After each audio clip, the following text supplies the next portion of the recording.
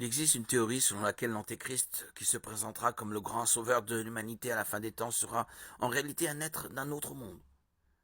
Cette théorie est basée sur les pouvoirs trompeurs et les capacités surnaturelles que la Bible attribue à l'Antéchrist et aux faux prophètes, tels que la descente du feu du ciel et même la résurrection des morts, contrairement à ce que certaines personnes pourraient penser.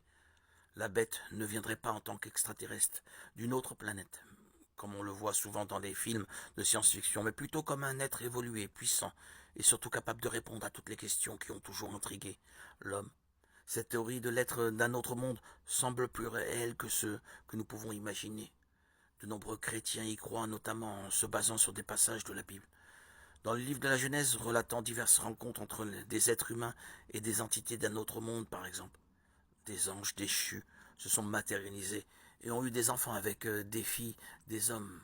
Avant le déluge, des anges ont visité la maison de Lot alors qu'il vivait avec sa famille à Sodome, et Dieu lui-même a visité Abraham et Sarah à travers des anges et a mangé avec eux lorsqu'il leur a fait la promesse d'avoir eu un fils.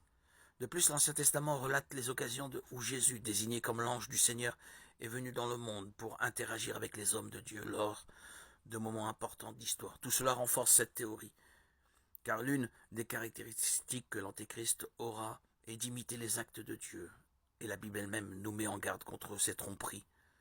Dans l'Évangile selon Matthieu chapitre 24 et dans la lettre aux Thessaloniciens chapitre 2, il est également important de se rappeler que d'autres cultures mentionnent des visiteurs d'un autre monde. Dans leur littérature, les écrits des anciens peuples décrivent des rencontres entre des êtres humains et des entités venues d'ailleurs que la Terre. Ces récits ne sont pas seulement intrigants, mais ils créent également une narration montrant ces êtres comme influents, transmettant sagesse et connaissances avancées à l'humanité.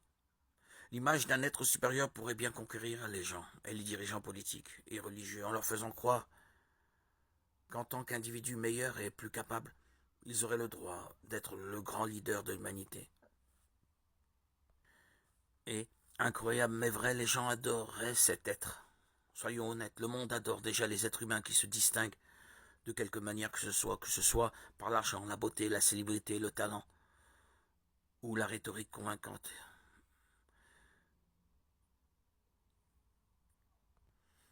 Imaginez la taille de l'idolâtrie qu'une personne aussi grandiose et sage pourrait générer.